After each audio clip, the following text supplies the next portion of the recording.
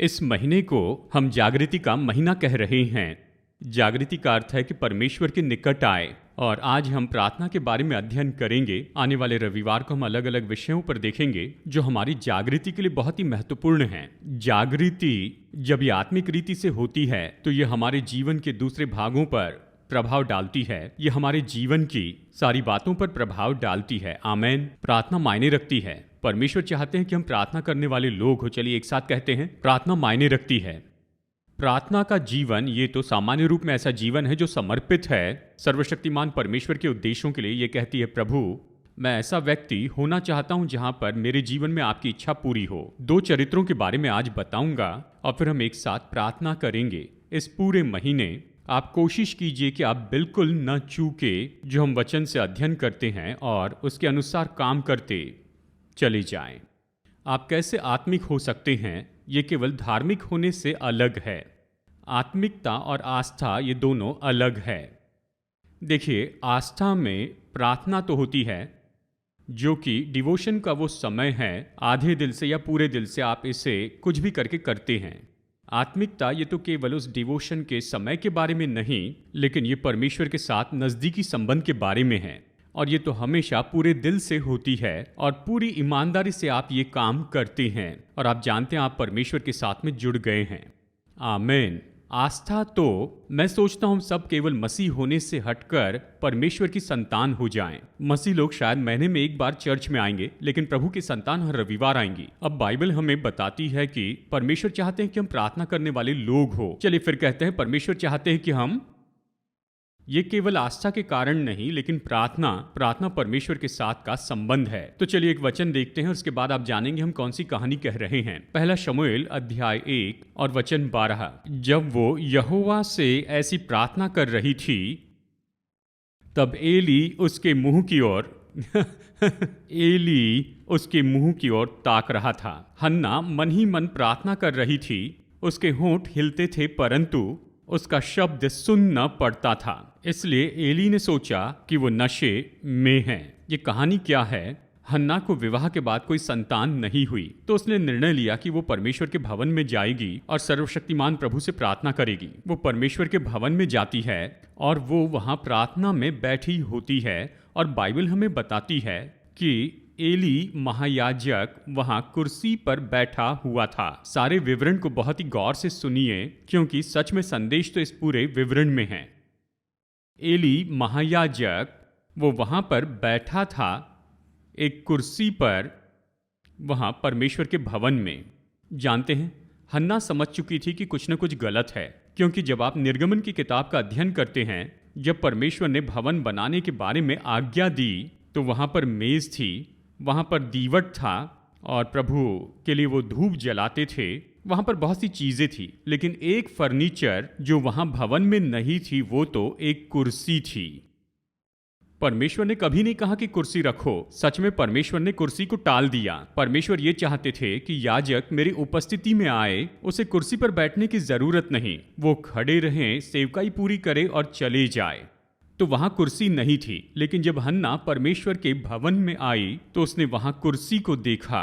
वो परमेश्वर के भवन में क्यों आई थी? प्रार्थना करने के लिए। प्रभु मुझे संतान दीजिए, मुझे संतान चाहिए। लेकिन जब उसने देखा कि कुछ न कुछ गलत है, कि कुछ न कुछ वहां पर सही नहीं है और वहां पर तंबू में सेवकाई की बहुत कमी थी और वहां पर परमेश्वर के भवन में किसी तरह से कोई चीज की कमी थी, तो उसने अपनी प्रार्थना ही घुमा दी। कहा, अगर प्रभु तू मुझे बेटा देगा तो मैं उसे आपकी सेवा के लिए दूंगी। मैं सोचती हूँ कि आपकी एक जरूरत है, उसे हल करके मैं आशीष पा सकती हूँ। अगर आप मुझे आशीष दे। उसकी प्रार्थना वो तो लेने से बदल कर देने में बन गई। हर समय जब आप अपनी प्रार्थना बदलते हैं, लेने से लेकर देने में बदलते हैं, मैं आपको शाश्वती देता हूं, आप सर्वशक्तिमान परमेश्वर से पार्टनरशिप में जुड़ते हैं और परमेश्वर कदम बढ़ाकर आपके साथ में पार्टनर बनते हैं। हालेलुया। उसने कहा, परमेश्वर अगर आप मुझे पुत्र की आशीष देंगे तो मैं आपको वो पुत्र लौटा दूंगी। अब जिस दशा में वो प्रार्थना कर रही थी, इस बात को आप मत भूलिए। वो तो ऐसी दशा में प्रार्थना कर रही है और बाइबल पहला शमूएल अध्याय 1 में ये बताती है, वो तो मन में उदास हो चुकी थी। मन में उदास होने का मतलब क्रोधित, परेशान, चिड़चिड़ी, हताश, पूरी तरह बहस करने के मूड में, झगड़ने को तैयार, और वो सभी में गलतियां ढूंढ सकती थी कि इस संसार में कोई भी अच्छा नहीं है प्रभु। वो उसी मनोदशा के साथ प्रार्थना करने के लिए आई थी। दूसरे शब्दों में, राह मत देखिए कि आपका जीवन अच्छा होगा और फिर आप प्रार्थना करेंगे। प्रार्थना शुरू करें ताकि आपका जीवन बेहतर हो जाए आपके इन वर्तमान की परिस्थिति से। वो तो मन में उदास थी, लेकिन उसने प्रार्थना करना शुरू किया। और जब आप इस कड़वी मनोदशा में होते हैं तो सामान्य रूप में आप किसी को कुछ देना नहीं चाहते हैं, आप तो बस लेना चाहते हैं। और जब वो प्रार्थना कर रही थी, हालांकि कड़वाहट में भी परमेश्वर उसके हृदय से व्यवहार करने लगे और उसने कहा, परमेश्वर मैं देने के लिए तैयार हूं। देखिए, जब आप देते जाते हैं, देना मतलब चाहे ये देना क्या है? देने में समस्या यह है, जब देने के बारे में कहते हैं तो लोग सोचते हैं पैसा। देने में तो क्षमा करना भी है। आपकी चुप्पी बिल्कुल सही है। देने में क्षमा करना भी शामिल है। क्षमा करना मतलब न्याय करने का अधिकार छोड़ देना कि परमेश्वर ही उस परिस्थिति से निपटे, ये क्षमा करना है। ये तो देना है। सारी गलतियों को क्षमा करना, समर्पण करना, ये भी देने का एक तरीका है। जब आप समर्पण करते हैं और कहते हैं, प्रभु आप दोनों लीजिए, मेरी योग्यताएं और मेरी कमजोरियों को भी। देना तो सामर्थ्य ही है। अपना समय परमेश्वर को दे, अपनी योग्यता परमेश्वर को दे, अपना खजाना, अपना धन परमेश्वर को दे।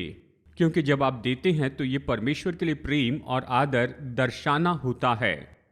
जब आप देते हैं तो ये परमेश्वर के साथ नजदीकी होती है और आप कहते हैं, परमेश्वर मैं आपको देता हूं। हन्ना वहां पर परमेश्वर को देने में चली गई। और यहां पर दिलचस्प बात यह है, उसने अनुमति नहीं दी कि एली का रवैया और उसकी कुर्सी उसकी प्रार्थना को बर्बाद कर दे। कृपया कर कलीसिया में आकर किसी के द्वारा ठोकर खाकर अपनी प्रार्थना बर्बाद न करें। निश्चित ही प्रार्थना कीजिए, क्योंकि आप और परमेश्वर के बीच में है। और चाहे कुर्सी पर कोई भी क्यों न बैठा हो, कोई है जो इससे भी बड़ी कुर्सी पर बैठा है, जो अनंत काल का सिंहासन है, और वो आपको उत्तर देते हैं। हाँ, आमीन। जब हम परमेश्वर को देते हैं तो ये एक तरीका है कि परमेश्वर की आशीषों का अनुभव करें, और ये परमेश्वर के वचन को फैलाने की सेवा में बहुत मदद करता है। जब आप परमेश्वर को देते हैं तो आप अपने आधारित होने को तोड़ते हैं। आप अपनी ही योग्यता और अपने ही स्रोतों के ऊपर के भरोसे को तोड़ रहे हैं। इस तरह कहना है, परमेश्वर मैं आप पर भरोसा करता हूं, और मैं भरोसा नहीं करता अपने समय पर, अपनी योग्यताओं पर और अपने धन पर। जब आप परमेश्वर को देते हैं तो ये कहना है कि परमेश्वर मैं आप पर भरोसा करूंगा। और पूरी प्रार्थना के समय कुर्सी पर बैठे व्यक्ति के बारे में उसने शिकायत नहीं की। महायाजक एली के बारे में उसने नहीं कहा, प्रभु आप यहाँ कैसा भवन चलाते हैं, उसे क्यों कुर्सी पर बैठने दे रहे हो, प्रभु न्याय लेकर आइए। और उस दूसरी स्त्री पनिन्ना के बारे में क्या, जो मुझे परेशान करती है। पनिन्ना उसके पति की दूसरी पत्नी थी। बहुत ही उलझी हुई कहानी है। इस कहानी से पहला पाठ सीखते हैं कि परमेश्वर ने आपको एक दिया है, यह पर्याप्त से बढ़कर है। विवाह के बारे में आप नए नए मॉडल्स को आते हुए देखेंगे, लेकिन विवाह तो एक व्यक्ति जीवन भर के लिए है। जब कोई आमीन नहीं कहता है तो मैं चाहता हूं कि इस बात को बार बार कहते चले जाऊं। उसने इन सारी बातों के बारे में शिकायत नहीं की थी। वो तो ऐसी मनोदशा में आ गई थी कि प्रभु मैं आपको कुछ देना चाहती हूं, और इस समय मेरे पास यही है कि मैं तो बांझ हूं, मुझे संतान नहीं हो रही है। मैं तो बांझ हूं, पर विश्वास करती हूं कि आप मुझे संतान देंगे। मेरे बांझपन को दूर कीजिए, और प्रभु मैं तो निश्चय आपके भवन के लिए दूंगी।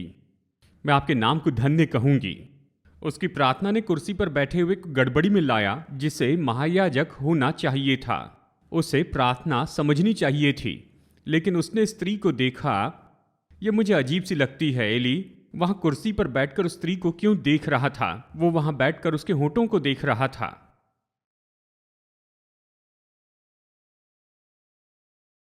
बाइबल यही तो कहती है, उसने उसके होठों को हिलते हुए देखा, लेकिन कोई आवाज नहीं आ रही थी।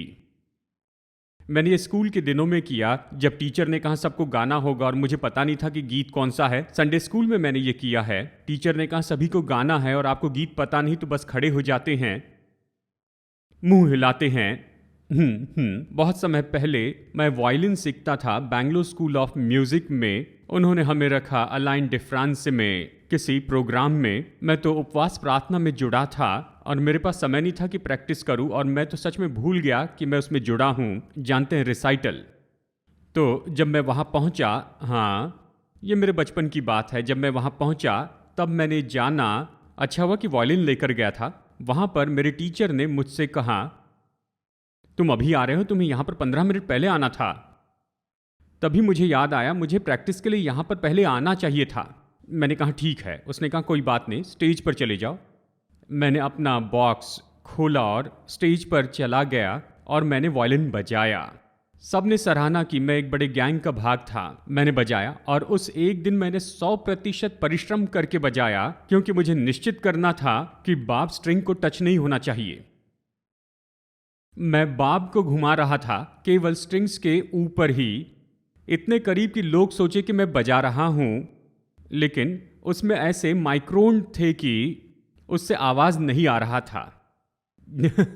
क्या हन्ना यही कर रही थी कि उसके होंठ हिल रहे थे लेकिन कोई आवाज नहीं आ रही थी?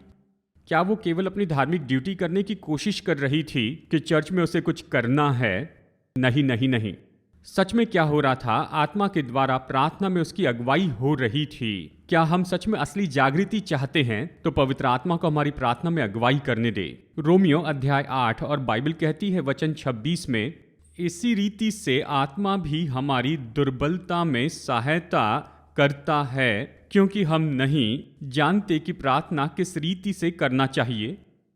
माफ कीजिए, क्योंकि हम नहीं जानते कि प्रार्थना किस रीति से करना चाहिए। एक अनुवाद कहता है योग्य प्रार्थना करना हमें नहीं पता, परंतु आत्मा आप ही ऐसी आहें भर भर कर जो बयान से बाहर है हमारे लिए विनती करता है। बयान से बाहर। देखिए क्या हो रहा है। वो परमेश्वर की उपस्थिति में राह देखती रही कि पवित्र आत्मा प्रार्थना के समय में उसकी अगुवाई करे, जहां परमेश्वर उसकी प्रार्थना को सिद्ध कर रहे थे। कई बार जब आप परमेश्वर की उपस्थिति में बैठते हैं, आप जानते हैं कि आपकी प्रार्थना बदल रही है। आप जानते हैं कि आपकी इच्छाएं बदल रही हैं। आप जानते हैं कि आपकी अपेक्षाएं बदल रही हैं। आप जानते हैं कि परिस्थितियां नहीं बदल रही हैं, लेकिन आप बदल रहे हैं। और इस तरह की प्रार्थना को आप अपने जीवन में प्रोत्साहित करते जाइए, क्योंकि परमेश्वर जागृति लेकर आ रहे हैं। कौन सी बात है जो इन प्रार्थना और इन कहानियों को इतनी महत्वपूर्ण बनाती है? वो ये है, उसकी जो पारिवारिक परिस्थिति थी उसके बावजूद उसने इस प्रार्थना को क्रोध के द्वारा होने नहीं दिया। उसके जीवन की कमी को उसने अपनी प्रार्थना पर हावी होने नहीं दिया। कई बार जब आपको कोई कमी होती है तो आपकी प्रार्थना केवल उस कमी के बारे में ही होती है। कई बार जब आप क्रोधित होते हैं तो आप केवल जिसके लिए क्रोधित है उसी के लिए प्रार्थना करते जाते हैं। कई बार जब आप पर अन्याय होता है तो आप केवल उसी अन्याय के बारे में ही प्रार्थना करते हैं। जब आप दुखी होते हैं तो केवल उस दुख के लिए ही प्रार्थना करते हैं। लेकिन वो तो अपनी व्यक्तिगत जरूरत की जगह से निकलकर परमेश्वर की योजना की जगह में आ गई। उसकी प्रार्थना में निश्चय व्यक्तिगत उन्नति थी। प्रार्थना तो केवल चीखना और चिल्लाना नहीं होती है, और इन चीजों की देखिए अपनी जगह होती है। लेकिन अगर प्रार्थना ऐसी नहीं कि जिसके कारण परमेश्वर को हमारे जीवन में काम करने दे, तो प्रार्थना कम प्रभावी हो जाती है। उसकी परिवार की परिस्थिति मायने नहीं रखती थी, और बाइबल कहती है उसकी प्रार्थना ने एक सबसे महान परिणाम को प्राप्त किया। उसे केवल एक ही बेटा नहीं हुआ, उसे तो बहुत से बच्चे हुए, और उसका पहला बेटा तो इस्राएल का एक सबसे बड़ा भविष्यवक्ता हो गया। आप अपने कामों से जो पाएंगे वो साधारण होगा, लेकिन जो आप अपने कामों और प्रार्थना के द्वारा पाएंगे वो तो असाधारण होगा, जो कि साधारण से बढ़कर होगा। ओ हाँ, प्रभु की महिमा कीजिए। हालेलुया। ऐसी प्रार्थना जो बिल्कुल शून्य से निकलकर ऐसी जगह पर आती है कि हाँ प्रभु, मैं सेवा के लिए तैयार हूँ। प्रभु, मैं तैयार हूँ कि मेरा उपयोग हो मेरे कॉलेज में, मेरे दोस्तों में, या शायद मेरे यूनिवर्सिटी में, या फिर मेरे दफ्तर में। मैं तो ये जानता हूँ प्रभु कि मैं आपके राज्य के लिए निश्चय ही लाभदायी हो जाऊंगा। हालेलुया। शायद मेरे अंदर कुछ भी भला नहीं है, लेकिन आप मुझ में भले हैं, और आप मेरे जीवन में हैं तो भलाई जरूर आएगी यीशु के नाम में। ये जो भरोसा है ये तो महत्वपूर्ण है प्रार्थना की परिपक्वता में। हमेशा महसूस करना कि प्रभु मुझ में कुछ भी भला नहीं है और मैं कुछ अच्छा नहीं कर सकता हूँ। अगर परमेश्वर जवाब देते तो निश्चय जानता वो कहते, तो प्रार्थना क्यों कर रहे हो? प्रार्थना इसलिए कि आप में से कुछ भलाई बाहर आए। प्रार्थना इसलिए कि आप उपयोगी हो जाएंगे। प्रार्थना इसलिए कि आप सकारात्मक प्रभाव डाल सके अपनी योग्यता से बढ़कर। और हमें ऐसे लोग होना है जो परमेश्वर से प्रार्थना करते हैं। शायद हर दिन, लेकिन हमें प्रार्थना का जीवन रखने वाला होना है। ये शायद कुछ मिनट हो सकते हैं या उससे भी ज़्यादा समय हो सकता है, लेकिन ये प्रभावी और ईमानदार होना चाहिए। ये ज़रूरी है कि हम प्रतिदिन का संबंध रखें और नज़दीकी का संबंध रखें परमेश्वर के साथ में। बाइबल में एक और चरित्र है जिसने प्रार्थना की और हमें सीखना होगा। देखिए, हन्ना ने प्रार्थना की और उसने पूरे देश में प्रार्थना के द्वारा जागृति लाई। उसकी प्रार्थना के कारण ही पूरा इस्राएल परमेश्वर की भविष्यवाणी का आवाज सुन पाया। उस युग में बड़ी जागृति आई केवल उसकी प्रार्थना के कारण। मुझे विश्वास है भारत में अगर हम प्रार्थना करें तो परमेश्वर हमारे देश में जागृति लेकर आएगा। परमेश्वर ऐसा कर सकते हैं जो जागृति लेकर आएगा हमारे जीवन के द्वारा। हालेलुया। एक और व्यक्ति ने प्रार्थना की और जागृति लाई। उस व्यक्ति का नाम था एलिया। एलिया महान भविष्यवक्ता था और आइए देखते हैं कैसे उसने नए नियम के दृष्टिकोण से प्रार्थना की। देखिए पुराने नियम में क्या हुआ था, याकूब 5, और बाइबल कहती है एलिया भी तो हमारे समान दुख सुख भोगी मनुष्य था। इस शब्द के बारे में हम बाद में देखेंगे। एलिया भी तो हमारे समान दुख सुख भोगी मनुष्य था और उसने गिड़गिड़ा कर प्रार्थना की। आप इसे रेखांकित कीजिए अपने मन में, अपने बाइबल में। कैसे प्रार्थना की? सामान्य रूप में नहीं, नियमित रूप में नहीं, हल्के रूप में नहीं, ऐसे ही नहीं, समर्पण के रूप में नहीं, गिड़गिड़ाकर। देखिए यहीं पर तो फर्क होता है।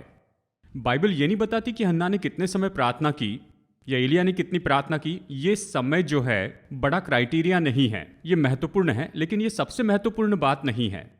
हम जानते हैं हन्ना ने कहाँ प्रार्थना की? परमेश्वर के भवन में। पर एलिया ने कहाँ प्रार्थना की? हमें तो पता भी नहीं, क्योंकि जगह इतनी महत्वपूर्ण नहीं है। महत्वपूर्ण क्या है? वो तो मनोदशा है, विश्वास है, वो गहरी बड़ी तीव्रता, ये मायने रखती है। परमेश्वर के सामने जब आप हकलाते हैं अपना व्हाट्सएप देखते हुए, तो अपेक्षा मत कीजिए कि वो ध्यान देंगे। अगर आप अपनी प्रार्थना की ओर ध्यान नहीं दे सकते हैं तो आपको उत्तर देने के लिए परमेश्वर उसकी ओर क्यों ध्यान दे? अगर आपका तरीका आपके लिए इतना महत्वपूर्ण नहीं है कि आप परमेश्वर को खोजने के लिए समय निकालें, तो फिर परमेश्वर ये क्यों करें कि हमें उत्तर दे? वो देते हैं क्योंकि वो तो करुणा में परमेश्वर हैं, पर हम हमारी प्रार्थना की मनोदशा में बेहतर हो सकते हैं। अगर हम प्रार्थना के लिए समय नहीं निकालते, बस दफ्तर जाते समय कार में प्रार्थना करते हैं तो परमेश्वर हमें उत्तर देने के लिए क्यों सारी स्वर्गीय जिम्मेदारी को दूर कर दे? मैं सोचता हूं हम बेहतर प्रार्थना कर सकते हैं। चलिए फिर से याकूब 5 को देखते हैं। कहता है एलिया भी तो हमारे समान दुख सुख भोगी मनुष्य था और उसने गिड़गिड़ाकर प्रार्थना की कि मेह न बरसे, और 3.5 वर्ष तक भूमि पर मेह नहीं बरसा। ये कहता है फिर उसने प्रार्थना की तो आकाश से वर्षा हुई और भूमि फलवंत हुई। ये कहता है। दिलचस्प बात है, पहले प्रार्थना की कि बारिश ना हो, फिर प्रार्थना की कि बारिश हो। ये उल्टा दिखाई देता है। कई बार हम भी ऐसी उल्टी ही प्रार्थना करते हैं, है ना? प्रभु मुझे उससे शादी करनी है, मुझे उससे शादी करनी है। फिर कुछ पता चलता है, ओ प्रभु मुझे उससे शादी नहीं करनी है, चाहे कुछ भी हो जाए। या लड़के से, या कॉलेज, प्रभु मुझे वही कॉलेज चाहिए, फिर नहीं वो कॉलेज नहीं मुझे वो नौकरी चाहिए, मुझे ये नौकरी नहीं चाहिए। एलिया तो हमारे जैसे ही मनुष्य था। इसका मतलब एक दिन ऊपर तो दूसरे दिन नीचे। जब वो नीचे है तब उससे मत मिलना। ये तो आग बरसाने वाला भविष्यवक्ता था। 2 सेनापति उसके पास आकर कहने लगे नीचे आ। बुरा दिन था, उसने आग बरसाई, सब मर गए। और ये आदमी जब नीचे गया तो वो सच में बहुत निराश था। कोई साइकेट्रिस्ट उसका उपचार करना नहीं चाहता था। और जब वो ऊंचाई पर था तो वो इतने ऊंचाई पर था, जब वो दौड़ा तो घोड़े पीछे रह गए थे। वो क्लासिक, मैं कहूंगा बेंगलोर का एलिया। दुख सुख भोगी मनुष्य था, ऐसा जो महसूस करता है मेरा मसीह जीवन एक दिन ऊपर है, एक दिन नीचे है, पता नहीं क्या करूं। आपके चाचा का नाम है एलिया। बस वही गुण हैं। यदि अगर वो ऐसे ही दुख सुख भोगी मनुष्य था, जब आप स्वर्ग में जाएंगे तो एलिया से ये मत कहना कि मैंने आपको ये सब बताया, परंतु बाइबल याकूब 5 में कहती है कि वो हमारे जैसे महसूस करने वाला मनुष्य था। अच्छा महसूस किया, बुरा महसूस किया, नीचे महसूस किया, ऊपर महसूस किया, एक दिन परीक्षा किया गया महसूस किया, तो फिर किसी दिन क्रोधित हुआ, यहजबेल की बात सुनकर खुश हुआ, लेकिन उसने जो कहा वो सुना तो वो इतना दुखी और उस पर क्रोधित हुआ। हाँ, ये एलिया था। हमारे जैसे ही सुनाई देता है, उसमें भी हमारे जैसे इच्छा थी, लेकिन ये हमें प्रार्थना करने से रोक नहीं न पाए। आप में शायद वही इच्छाएं हो, लेकिन आप प्रार्थना कर सकते हैं। आमीन। और एलिया तो इस्राएल के उस गंदे राजपाट के कारण पूरी तरह से परेशान हो गया था, क्योंकि इस्राएल में वो तो झूठे ईश्वरों की उपासना कर रहे थे, गलत उपासना, जानते हैं। और एलिया तो बहुत ही क्रोधित हो गया, उसे बहुत गुस्सा आया। भविष्यवक्ता के रूप में कहा, प्रभु कुछ कीजिए, और परमेश्वर ने कहा, मैं वर्षा बंद कर दूंगा कुछ समय के लिए। कुछ समय तक बारिश नहीं होगी, जब तक कि लोग अपना पाप में जीवन छोड़ न दे और मेरी आराधना के लिए वापस न आ जाए। एलिया ने कहा, परमेश्वर मैं आपके साथ जुड़ता हूं, मैं आपके साथ हूं। तो उसने जाकर राजा से कहा, उस समय के राजा आहाब से कहा, हे राजा, जब तक कि मैं न कहूं कोई बारिश नहीं होगी। और उसने इसके बारे में ज्यादा कोई विवरण नहीं दिया, क्योंकि वो जानते थे कि ये इसी कारण कह रहा है कि इस्राएल परमेश्वर के पास में आए और ये सारे गलत काम बंद करें, और इसलिए उसे विवरण देने की जरूरत नहीं पड़ी। और फिर परमेश्वर ने उससे कहा कि ऐसी ऐसी जगह पर जाना जहां पर एक छोटा झरना है, एक छोटा सा झरना जो यर्दन नदी से मिलता है। तो परमेश्वर ने कहा वहां पर जा, और झरने का नाम था किरात। परमेश्वर ने कहा वहां जा और वहां पर रहना, मैंने कौवों को तुझे भोजन देने की आज्ञा दी है। ये खास तरह के कौवे थे। देखिए, मैं प्रचार करने के पहले तैयारी करता हूं, कौवों के परिवार का अध्ययन किया। एक बात ने मुझे हैरान कर दिया कि कौवे तो अशुद्ध पक्षी हैं। लय व्यवस्था की किताब में परमेश्वर ने शुद्ध पक्षी और अशुद्ध पक्षी की लिस्ट दी है, और कौवा तो अशुद्ध पक्षी है। अशुद्ध पक्षी को हम खा नहीं सकते थे। ठीक है, चिकन अशुद्ध पक्षी नहीं है, ठीक है। अब आप खुश हैं, मैं आगे प्रचार कर सकता हूं, ठीक है। हाँ, कौवे तो अशुद्ध पक्षी थे, इस्राएली अशुद्ध पक्षियों को खा नहीं सकते थे। क्यों परमेश्वर ने कौवों को वहां भेजा कि एलिया को भोजन दे, मांस और रोटी। कौवे उसे हर दिन लाते थे। क्यों? जब मैंने पाया कि वो अशुद्ध पक्षी थे तो मैं हैरान हो गया। शायद परमेश्वर ने कौवे कहा होगा, क्योंकि एलिया के बुरे दिनों में वो पक्षी को मारकर खा सकता था। परमेश्वर इसका मूड बदलना जानते थे, और इसलिए मैं सोचता हूं परमेश्वर ने कौवे को भेजा। हाँ, उस पर भरोसा कर सकता हूं, किसी भी समय वो उसे पकड़कर नहीं खा सकता है। परमेश्वर, देखिए, कई बार परमेश्वर आपके लिए प्रबंध करेंगे जिसके बारे में आप सोचेंगे कि ये ज्यादा शुद्ध नहीं है। कई बार परमेश्वर आपको उस फिरौन के द्वारा भोजन देगा जो आपको मार देना चाहता है। कई बार परमेश्वर सच में आपके जीवन में महान काम करेंगे उस मौके के द्वारा जो आपको नाश करने के लिए बनाया गया था। मुर्दकै से पूछिए, वो आपको बताएगा। मुझे लटकाने के लिए वो फांसी का फंदान नहीं बनाया जाता तो मैं राजा के रथ पर बैठकर आदर नहीं पा सकता था। कई बार परमेश्वर आपको ऐसी जगह रखेंगे और ये विनाश के जैसे दिखाई देगा, लेकिन प्रार्थना के द्वारा, जोर से चिल्लाए प्रार्थना। जागृति हमेशा प्रार्थना के द्वारा आ सकती है। परमेश्वर चाहते हैं कि हम प्रार्थना करने वाले लोग हो जाए। हालेलुया, आमीन। ये व्यक्ति, बाइबल कहते उसने प्रार्थना की, परमेश्वर की बारिश न हो। वो किरात में था, पर क्या प्रार्थना की? प्रभु बारिश न हो, इस्राएल को पश्चाताप करना है। वो कौवों को आने के लिए प्रार्थना नहीं कर रहा था। बाइबल कहती एक समय उस झरने का पानी भी सूख गया था, लेकिन बाइबल नहीं कहती कि एलिया ने उसके लिए प्रार्थना की थी। उसका प्रार्थना का मुद्दा क्या था? परमेश्वर, मैं चाहता हूं कि इस्राएल आपके पास फिर कर आए। हमें सीखना होगा कि हम प्रार्थना में डट कर रहें। पहले तो प्रार्थना में देने के बारे में है कि हमारे जीवन के द्वारा परमेश्वर की इच्छा पूरी होने पाए, अपनी खुद की योजना मांगने से बढ़कर। दूसरी बात कि हमें डटे रहना है, हिम्मत न हारे। तो आइए इसे फिर से कहें, जब एक बार आप किसी बात के लिए प्रार्थना करना शुरू करते हैं तो उसे न छोड़ें। प्रार्थना में उसे थामे रहें, इसके बारे में परमेश्वर से मांगते रहें। परमेश्वर आपके प्रार्थना का जीवन बदल दे, लेकिन इसके बारे में बताते रहें। हालेलुया। और परमेश्वर आपको उत्तर देंगे। शायद वो आपकी प्रार्थना का विषय बदल दे, लेकिन वो आपके हृदय की इच्छा का उत्तर देंगे। वो प्रार्थना करते रहा। जब झरना सूख गया और कोई पानी नहीं था तो परमेश्वर ने कहा कि मैंने तुझे भोजन देने के लिए विधवा को आज्ञा दी है। ये विधवा कौन थी? वो तो इस्राएली भी नहीं थी। वो तो जाइडन की थी, सारपत की थी। जाइडोनियन तो इसराइल के शत्रु थे, आज भी वो शत्रु हैं, और आज के वर्तमान के दिन में सीरिया और लेबनान हैं।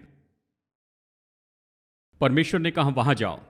भविष्यवक्ता जाता है जाइडन में, जो कि लेबनान और सीरिया है, और वहां परमेश्वर ने विधवा को आज्ञा दी। मेरे लिए दिलचस्प बात यह है कि इसराइल में कोई विधवा नहीं थी जिसे परमेश्वर ने आज्ञा दी। परमेश्वर को एक स्त्री को आज्ञा देनी पड़ी विरोधी देश में से। कई बार हम विश्वासी लोग कलीसिया में बैठे होते हैं और हम इतने पारंपरिक हो जाते हैं, परमेश्वर जानते हैं कि बात ही नहीं करना चाहते कि चर्च के बाहर वाले से बात करें। सही कहा, इसके लिए आमीन भी मत कहिए। जब इस बात को मैंने समझा तो मुझे बहुत बुरा महसूस हुआ। कई बार हम सुनने के बाद भी आज्ञा भंग करते रहते हैं। हमें सीखना होगा कि हम सुने और आज्ञाकारी हो जाएं। अब देखिए उस विधवा का क्या हुआ। ये तो ऐसा था। देखिए कई बार परमेश्वर, याकूब वो तो धोखा देने वाला था, हम सब जानते हैं। वो धोखा देता था, चतुराई से काम करता था, और उसके ससुर कौन थे? धोखा देने में पीएचडी। कई बार परमेश्वर आपको ऐसी जगह पर भेजेंगे जहां पर वो आपको घिसेंगे और आपको पॉलिश करेंगे। लकड़ी को पॉलिश करते देखा? लकड़ी को पॉलिश करते देखा? लकड़ी को स्पंज से पॉलिश नहीं करते हैं, लकड़ी को सैंडपेपर से पॉलिश करते हैं। हाँ, छीलने जैसे। परमेश्वर कई बार हमें रफ ऐसी परिस्थिति में भेजते हैं ताकि हमारी रफनेस को दूर करे, हमेशा नहीं।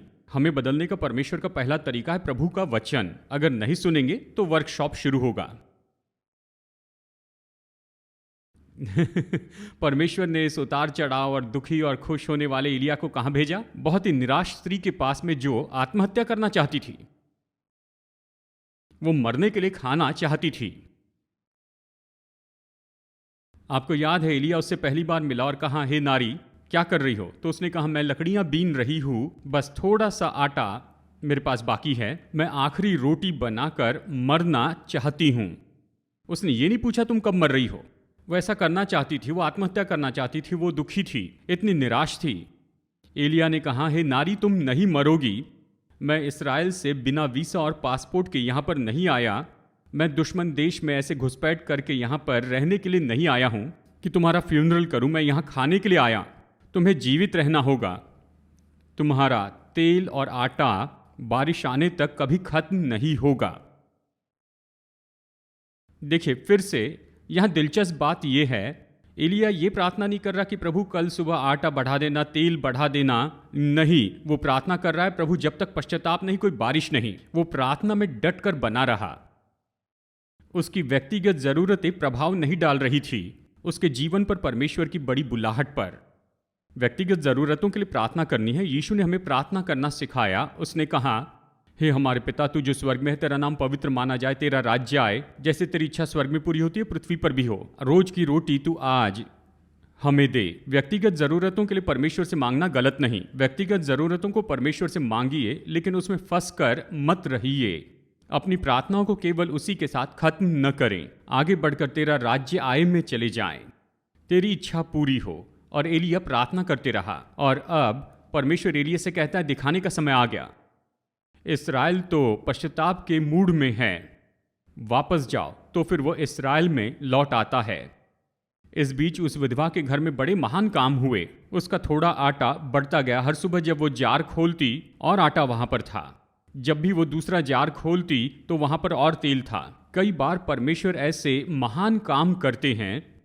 ओ हाँ, जरूर, हमारे परमेश्वर महान परमेश्वर हैं। एक दिन एक भाई ने प्रार्थना की, प्रभु अगर इस रविवार को आप मुझे नौकरी न दे। फिर उन्हें पता नहीं था प्रार्थना कैसे पूरी करें। उन्होंने बताया, मैंने कहा अगर इस रविवार को मुझे कोई काम न दे। वो बहुत निराश थे। कलीसिया की सभा के बाद में वापस जा रहे थे और वो किसी चीज़ के लिए राह देख रहे थे, बस या गाड़ी के लिए, किसी चीज़ के लिए रुके हुए थे। तो वो सोचने लगे, आज तो रविवार है, कोई ऑफिस नहीं होता है, मुझे नौकरी कैसे मिलेगी। पर प्रार्थना बदलनी नहीं चाहिए। कहा मुझे आज नौकरी मिलनी चाहिए, अगर नहीं तो फुल स्टॉप। वो परमेश्वर को चुनौती नहीं दे रहे थे, लेकिन बुरे मूड में थे। लिफ्ट के लिए विनती करने लगे, लेकिन कोई लिफ्ट नहीं दे रहा था। फिर किसी की कार पंचर हो गई, टायर पंचर हो गया, तो उन्हें उनकी मदद करने लगा। तो वो उनके पास में गया, उस व्यक्ति की मदद की। कार वाले ने कहा, मैं आपको छोड़ता हूँ। वो कार में बैठे, रास्ते में बात हुई, आप कौन हैं, आप क्या करते हैं, बेंगलोरियन पहुनाई का तरीका। कार से नीचे उतरने के पहले उसे अपनी अपेक्षा से भी बढ़कर काम मिला क्योंकि वो उस बॉस के कार में बैठा था। जानते हैं खुद ही की ओर इतना ज्यादा ध्यान न दें कि आप किसी और की कार की मदद न करें। उसका पंचर ठीक करवाने के लिए, सेवा करने के लिए तैयार रहिए। खुद से परे जाइए, क्योंकि कई बार तो आपका जवाब तो सेवा में होता है, आपके उत्तर तो देने में हैं, आपके उत्तर तो दूसरों के जीवन को छूने में हैं।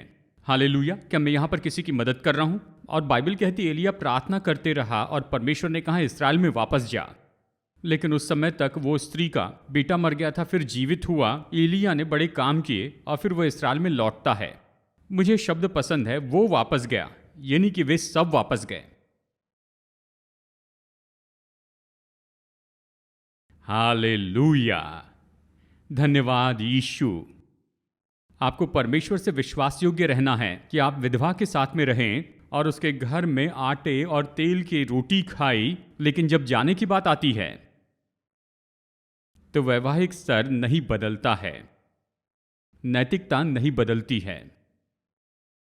दूसरे आमीन के बारे में क्या केवल एक ही समझा है क्या? हाँ हम प्रभु पर भरोसा करते। सवाल है क्या प्रभु हम पर भरोसा कर सकते हैं?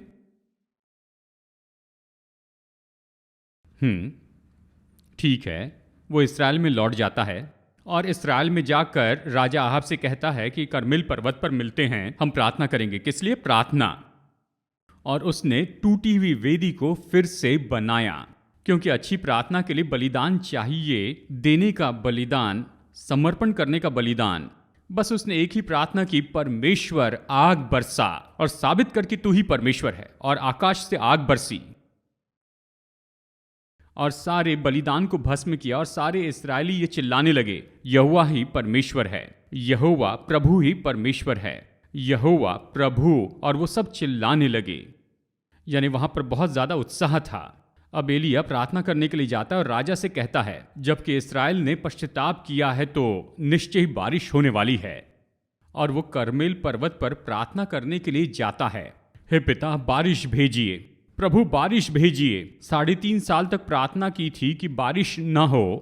कैसे प्रार्थना करे कि प्रभु बारिश भेज, क्योंकि अब बारिश ना हो ये तो उसका व्यक्तित्व हो गया था। एलिया के बिजनेस कार्ड पर लिखा होगा एलिया भविष्यवक्ता बारिश नहीं, यानी बारिश नहीं, ये तो उसकी पहचान का भाग हो गया था। कई बार जब आप परमेश्वर के साथ चलते हैं और आप प्रार्थना के व्यक्ति हैं तो आपको बदलने के लिए तैयार होना होगा। वो बदल गया, उसने प्रार्थना की परमेश्वर बारिश भेज। कितनी बार उसने अपने दास को भेजा उस भूमध्य सागर के पास। भूमध्य सागर करमेल पर्वत के पास है। सेवक से कहा कि जाकर देख क्या बारिश हो रही है। 7 बार भेजा। पहली बार आग बरसी। कई बार जब आप प्रार्थना करते हैं तो तुरंत ही कुछ होता है, लेकिन कई बार जब प्रार्थना करते हैं इसके लिए बहुत समय लगता है। क्यों पास्टर? मुझे भी पता नहीं, पर मैं जानता हूं ये ऐसे काम करता है। कई बार ये तो बहुत ही जल्दी होता है, तो कई बार आपका सेवक थक जाता है और कहता है मेरे भाई और प्रार्थना कीजिए। 3 बार मैं दौड़ते ऊपर गया और फिर नीचे आया, लेकिन इस दास ने कुछ भी नहीं कहा। वो एलिया की मूड को जानता था तो उसने जब भी कहा तो वो दौड़ के जाता। वो तो जानता था कि कहीं ना कहीं से तो आग आ ही जाएगी जानते हैं कुछ ऐसे लोग हैं, वो इतने अभिषिक्त हैं कि लोग डरते हैं। उनके जैसे मत बनिए, यीशु के जैसे बने। वो इतने अभिषिक्त थे, लोग उसके पास दौड़ कर आते थे, वो दौड़ कर उसके पास आते थे। आमेन। एलिया ने 7 बार प्रार्थना की। 7 बार का मतलब ये नहीं केवल 7 बार प्रार्थना की, इसका मतलब है वो निरंतर प्रार्थना करते रहा जब तक कि 7 बार वो दास जाकर देख न ले कि क्या बारिश हो रही है। जब 7वीं बार दास जाकर देखता है कि क्या बारिश हो रही है, उसने देखा कि भूमध्य समुद्र से नमी जम रही है और ऊपर आकाश की ओर जा रही है। और उसने एलिया से ये कहा मैं एक बादल को उठते हुए देख रहा हूं, मनुष्य के हाथ के जैसे। और एलिया ने मुड़कर ये कहा कि तैयार हो जाओ, निश्चय ही भारी बारिश होगी, बहुत ज्यादा पानी बरसेगा। ऐसी बारिश होगी जो पहले कभी नहीं हुई थी। और अगला वचन जो आप पढ़ते हैं याकूब अध्याय 5, ये मेरे लिए बहुत ही सुंदर वचन है। वचन 18 में ये कहता है और भूमि फलवंत हुई कहता है। कुछ बाढ़ विनाशकारी होती हैं, लेकिन जब परमेश्वर प्रार्थना का उत्तर देकर बारिश बरसाते हैं, ये विनाशकारी नहीं होगी, लेकिन इसके कारण तो फल उत्पन्न होते जाएंगे। हालेलुया। ये तो फल उत्पन्न करते जाएंगे। आप कहिए, पिता, आज मैं प्रार्थना का व्यक्ति होना चाहता हूँ, प्रार्थना में डटे रहना चाहता हूँ। कई बार आप जल्दी से उत्तर देते हैं, तो फिर कई बार आप मेरी अपेक्षा से ज़्यादा समय लेते हैं और मैं देखते रहता हूँ कि आपने उत्तर दिया है और मैं सोचते रहता हूँ कि आप कब उत्तर देंगे। मदद कीजिए कि मैं डटा रहूँ, मदद कीजिए कि मैं आपका आदर करूँ, जहाँ भी आप बैठे हैं या फिर खड़े हैं। शायद आप ऑनलाइन में जुड़े हैं और आज आप कहते हैं, परमेश्वर, मैं आपका धन्यवाद करता हूँ कि आपने मुझे सिखाया कि मैं प्रार्थना में निश्चय डटे रहूं और मुझ में ऐसा स्वभाव हो कि मैं आपकी आवाज़ सुनूं और मैं देने के लिए तैयार हो जाऊं। केवल लेते ही नहीं रहना है, लेकिन मेरे जीवन को आशीष का स्रोत होने के लिए अनुमति देना है। मुझे पता नहीं कई बार कैसे, लेकिन मैं जानता हूं आप जानते हैं कि मुझे कैसे उपयोग करें। बस मैं ये चाहता हूं प्रभु कि आप जान ले मैं आशीष का स्रोत होना चाहता हूं। हालेलुया। अगर आप जवाब देने के लिए ज़्यादा समय ले लें, मेरी मदद कीजिए कि मैं विश्वास से अपेक्षा करते रहूं। मदद कीजिए कि मैं विश्वास से प्रार्थना करते रहूं। मदद कीजिए कि प्रभु मैं अपनी इच्छा के अनुसार प्रार्थना न करूं, पर मदद कीजिए कि आपका पवित्र आत्मा मेरे प्रार्थना का जीवन बदल दे। मदद कीजिए कि मैं आपकी इच्छा खोजूं और जब मैं किसी बात के लिए प्रार्थना करता हूं, मदद कीजिए कि उसे मैं कभी न छोड़ूं, जब तक कि आपका पवित्र आत्मा मेरी प्रार्थना को न बदल दे। जब तक आपका पवित्र आत्मा मेरे प्रार्थना का विषय न बदल दे, मैं संदेह में हिम्मत नहीं हारूंगा, मैं विश्वास की कमी में हिम्मत नहीं हारूंगा, मैं परेशान और निराश होकर हिम्मत नहीं हारूंगा। मैं आप पर भरोसा करते रहूंगा स्वामी। हम जहां भी बैठे हैं, आइए प्रभु से कहें, आज मैंने आपका वचन सुना है, मैं अपना जीवन समर्पित करता हूं कि आपका वचन मानूं। हफ्ते दर हफ्ते जैसे मैं आपके वचन का अध्ययन करता हूं, धन्यवाद करता हूं कि आप मुझे बदल रहे हैं। धन्यवाद कि आप मेरी जिंदगी बदल रहे हैं। प्रभु, इस कलीसिया में मैं लोगों के लिए आशीष बन जाऊं। इस पीढ़ी में प्रभु मैं आशीष बन जाऊं। इस देश में, अपनी कंपनी में, मेरे दोस्तों के बीच में मैं आशीष हो जाऊं। शायद जो मैं समझ नहीं सकता उस तरीके से आप उपयोग करें तो भी ठीक है। शायद मुझ में कोई भी भलाई नहीं है तो भी ठीक है। आप हमारे बांझपन को बदल करके और बड़ा भविष्यवक्ता लेकर आइए। मैं आपका धन्यवाद करता हूं यीशु। हालेलुया। स्वर्गीय पिता, इस सुंदर दिन हम समर्पण करते हैं। हमारा जीवन जागृति के लिए हमें आत्मिक रीति से नया बनाइए। आपके उद्देश्य और योजना के अनुसार हमें नया बनाइए। हमें नया बनाइए ऐसी बातों में जो आप चाहते हैं कि हमारे जीवन में नए बने। धन्यवाद कि वो जो शैतान हमारे जीवन में नाश करना चाहता है, आप योग्य है कि हमारे जीवन में सब नया बनाएं। हम धन्यवाद देते हैं कि आप टूटे सपने को ठीक कर सकते हैं। हम धन्यवाद देते हैं कि आप हमें अच्छा बना सकते हैं, हमें छुड़ा सकते हैं, हमें स्वतंत्र कर सकते हैं। हम धन्यवाद देते हैं। यीशु के नाम में हम प्रार्थना करते हैं और लोग कहें आमेन। तो आगे बढ़िए, प्रभु के लिए जोर से ताली बजाइए।